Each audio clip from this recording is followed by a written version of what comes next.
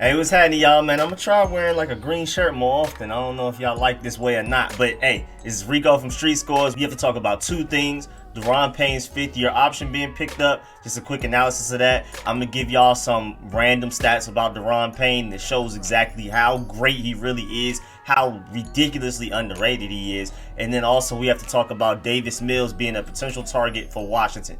Let's get it.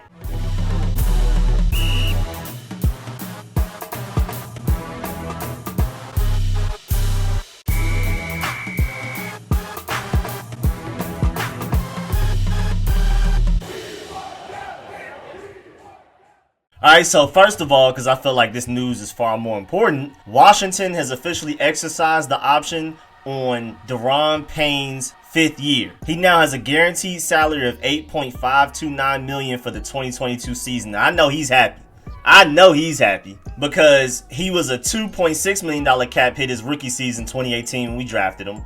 Then a 3.2 the next year, a 3.9 the following year, and then he's going to be a 4.5 this year. So with him making $8.5 million in 2022, that's his biggest payday. That will be his biggest payday of his career so far. And of course, in his fifth-year option, we're going to start negotiating with him and trying to sign him long-term. And he'll easily make more than $8.5 million per year. But still, 2022 is going to be the most money he's made in his career so far in a single year. Like when he signed, his total guarantee was $14.4 million.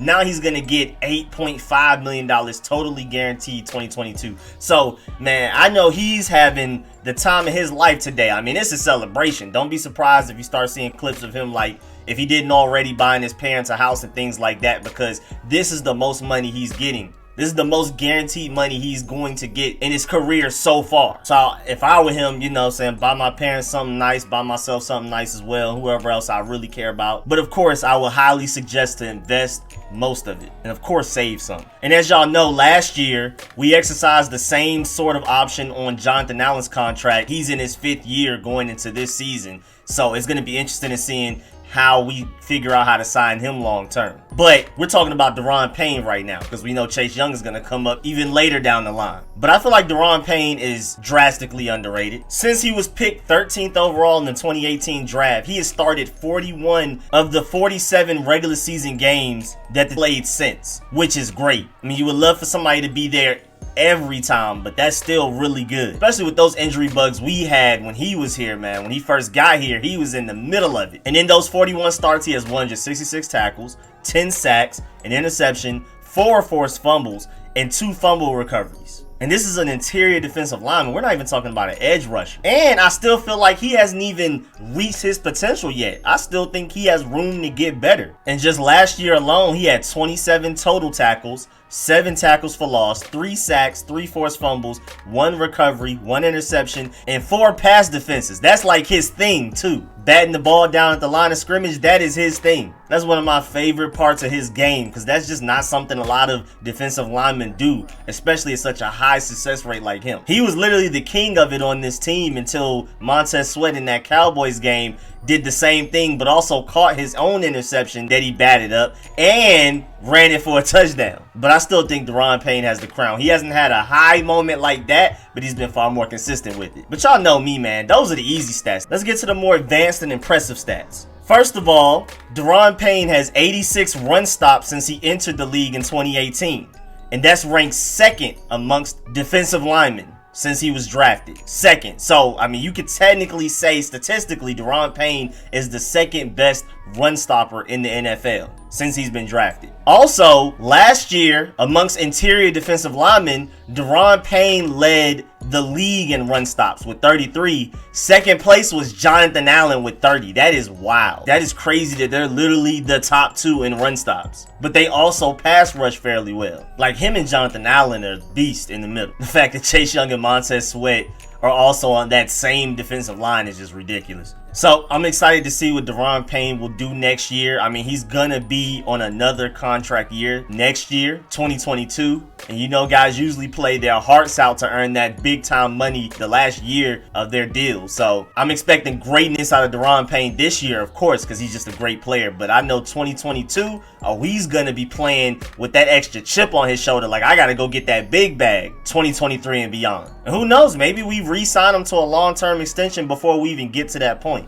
We'll see though. Moving on, Tony Pauline says that Davis Mills is considered a first-round quarterback because teams think that the Patriots may take him in the first round. Maybe they trade back and take him. And then he mentioned that the Washington football team and the Chicago Bears are also connected to Davis Mills, but they're not willing to spend a first-round pick on him, second at the highest. So that's interesting to know that Washington is fairly interested in the Davis Mills, but they feel like he's definitely not worth a first rounder. So if we don't trade up for quarterback like a Trey Lance or Justin Fields, maybe they take a Davis Mills in the second or third. And honestly, out of that next group of quarterbacks, Kellen Mond, Davis Mills, Jamie Newman, Kyle Trask, Sam Ehlinger, and all of those guys, I would say Davis Mills probably has the most potential. I mean, you can't forget, he was literally the number one quarterback out of his recruiting class, 2017. 5-star. He was higher rated than Tua Tagovailoa, but he just wasn't able to really win the starting job over KJ Costello, which is a really bad look. I mean, that's one of the biggest red flags there. But once KJ ended up getting hurt, that's when Davis Mills finally started to see some playing time, and through, I believe, only like 11 starts, which means he's crazy raw. And I'm pretty sure the only reason he's coming out of the draft right now is because he's a senior. If he were a junior, I would assume he would stay for another year so he can get a full season of starting and show teams that there's a reason he was a 5-star, and he would probably even develop into a good enough quarterback to go into like the first round and be one of those top guys. Who knows?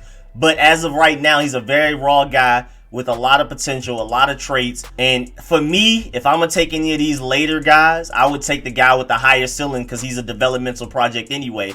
But the problem with our situation, I don't really see us taking a quarterback unless you literally see them directly beating out Ryan Fitzpatrick, Taylor Heinicke, or Kyle Allen. Because they already feel like Taylor Heinicke and Kyle Allen are potential developmental projects, even though I don't like Kyle Allen. And I'm still worried about Taylor Heinicke, even though I do feel like he's a baller.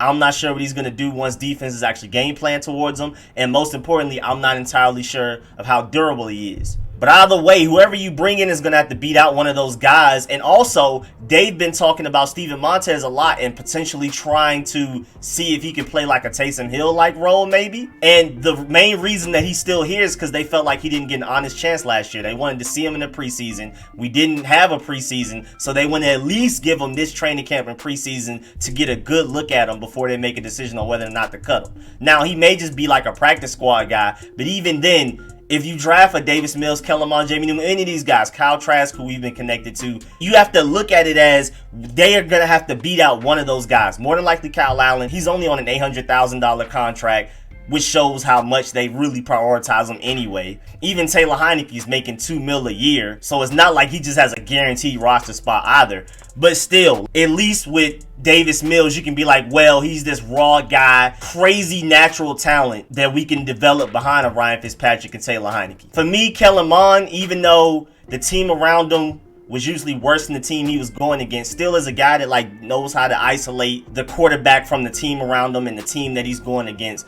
I'm just still not very high on Kellen Mond. For me, it's between Kellen Mond and Davis Mills out of that group. But still, it's just like, for me, after 4 years of starting with not a lot of progress from year 1 to year 4, why would I expect him to have more development and progress and at a quicker rate at the NFL level than he did in college? You know what I'm saying? But we do have a good team, so maybe it would be easier to play for us versus other NFL teams versus playing for Texas A&M and trying to go against Georgia, Alabama, LSU, and all of those teams. So I'm going to definitely give him the benefit of the doubt in that way, but it definitely does concern me. But again, at the same time, I feel like Davis Mills has the highest ceiling, the most potential, the most natural talent. There's a reason he was the #1 quarterback out of his recruiting class, and that doesn't necessarily always lead to a quarterback being good, because Shea Patterson was the #1 quarterback of the 2016 class. Jacob Eason was the #2 quarterback of that same class. Going back another year to the 2015 class, Jarrett Stidham was the #1 quarterback. Josh Rosen was the #2. Blake Barnett was the #3. Then you have Kyler Murray, who was 4th. And another year, back to 2014, our very own Kyle Allen was the #1 quarterback prospect, the only 5-star out of his 2014 class. And I don't even remember who Keller Christ is. He was #2, David Cornwell was #3, Will Greer was #4. And then Deshaun Watson's all the way down there, the 7th quarterback in that class. And with a quarterback coming out of the state of Georgia, I don't know how you had him that low anyway. We already know what these Georgia quarterbacks are doing out here. Davis Mills is also a recruit out of Georgia, along with Trevor Lawrence, Justin Fields, Deshaun Watson, like I recently spoke about, and even Brock Vandagriff going forward. I mean, Georgia's out here putting out these quarterbacks, and if we take Davis Mills, I hope he's the next one like that. Again, he's just one of those naturally talented guys that's extremely raw and just hasn't really even had a chance to develop at the college level. So if you take him, you're expecting him to sit for at least a year, maybe even 2, maybe even 3. But out of that next crop of quarterbacks, after Trevor Lawrence, Justin Fields, Zach Wilson, Trey Lance, Mac Jones, outside of that group, I think Davis Mills definitely has the most, we can take this guy and mold him into a great quarterback type of potential. And that's probably why the Patriots have a 1st-round grade on him. Because I could easily see somebody like Davis Mills with the talent and potential that he has going to the Patriots, sitting behind Cam Newton for a year or 2, and then end up being a really good quarterback. Who knows? Y'all know me, I'm team trade up for a quarterback. But if we have to decide on taking a quarterback later in the draft outside of the 1st round, I would probably pick Davis Mills. Me personally, I'm not very high on Jamie Newman. I was just excited to finally get somebody other than Jake Fromm, but I was never like, Jamie Newman is our next Matthew Stafford or anything. And I'm not going to hold his terrible play in the Senior Bowl against him because I don't feel like that really matters that much. But I'm not very high on Jamie Newman. He doesn't have any elite traits. It's kind of like Deshaun Watson without all of the intangibles. Jamie Newman doesn't have a top arm as far as strength and talent. He's not the fastest guy out there at all. He's definitely not the most mobile. Not even in the same class as a Justin Fields and a Trey Lance. Maybe not even Trevor Lawrence, in my opinion. And then Kyle Trask, just no thanks, please. No thanks. But yeah, man, definitely get in the comment section and let me know how you feel about everything discussed today with Daron Payne and also outside of the 1st-round type of quarterbacks. Kellen Mond, Davis Mills, Kyle Trask, Jamie Newman. Who would you prefer and why? I mean, there's also other guys like Sam Ehlinger out there if you want to talk about them. So definitely get in the comment section. I will be in there. I'm still working on that overall draft guide video. I also have to get y'all that realistic mock draft. So I'm going to try to get those 2 done tonight and tomorrow because the draft is Thursday, so I got to get these out now. So I'm working, y'all. But please like this video if you liked it. If you learned anything, please subscribe. If you haven't, hit the bell next to the subscription button so you get a notification every time I release an informative and opinionated video like this one. Every time I live stream, I'm live streaming all throughout the draft. I'm live streaming at 2 p.m. Thursday before the draft, so we're going to do like mock drafts. We're going to talk about what we want, what we hope happens, and things like that. Then I'm live streaming rounds 1 through 5. Thursday round 1, Friday 2 and 3, Friday 4 and 5. I'm not live streaming round 6 and 7. So definitely pull up and join us for that. And of course, stay subscribed for all of the film sessions after the draft. I got to do film sessions on our guys and talk about their weaknesses and strengths and show y'all on camera why I feel that way and things like that. You know, draft is my season. This is my favorite part of football. I enjoy this more than Sundays. Recruiting, team building, being a GM. Draft, all of that, free agency, just all of that stuff. So you already know I'm gonna do reviews on every player, and then film sessions will come later on down the line once I have more time, leading up to the training camp and all of that type of stuff. And also my normal live streams every Friday 8 to 10 p.m. except for this week because of the draft, and every Sunday in the afternoon or evening for a couple of hours. And then that one's gonna be dominated by draft talk, so y'all already know to pull up for that one. And as always, man, I really appreciate all of the support. Please let me know how y'all feeling about this green shirt idea. Did y'all want me to wear more green shirts or more burgundy and gold shirts? So go back and forth, let me know. But big shouts out to everybody, man, everybody that supports the channel anyway, even if that just includes pulling up to every video, liking it, and sharing it to everybody. Y'all are a huge help. Of course, I appreciate everybody that donates, and big shouts out to all of my sponsors, especially my Pro Bowl sponsors whose names you see scrolling on the screen right now, man. I really appreciate all y'all. I'll catch y'all later. I'm about to be really busy all week, man. I'm out.